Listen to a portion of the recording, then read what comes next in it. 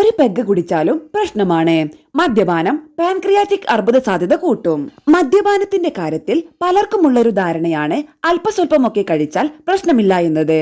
എന്നാൽ പരിമിതമായ തോതിലുള്ള മദ്യപാനം പോലും പാൻക്രിയാറ്റിക് അർബുദത്തിന്റെ സാധ്യത വർദ്ധിപ്പിക്കുമെന്ന് ലോകാരോഗ്യ സംഘടനയുടെ ആഭിമുഖ്യത്തിൽ അടുത്തിടെ നടന്ന ഒരു പഠനം വ്യക്തമാക്കുന്നു. ലോകാരോഗ്യ സംഘടനയുടെ international agency for research on cancer ആണ് ഇത് സംബന്ധിച്ച് പഠനം നടത്തിയത്. ഇതിനായി 25 ലക്ഷം മുതിർന്നവരുടെ ഡാറ്റ ശേഖരിക്കുകയും 10,000-ലധികം പാൻക്രിയാറ്റിക് അർബുദ കേസുകൾ തുടർച്ചയായി നിരീക്ഷിക്കുകയും ചെയ്തു.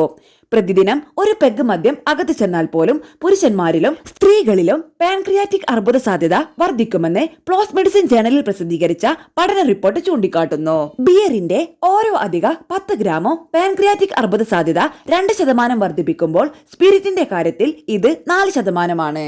അതേസമയം വൈൻ കാര്യമായ സ്വാധീനം ചെലുത്തുന്നതായി പഠനത്തിൽ കണ്ടെത്താൻ കഴിഞ്ഞില്ല.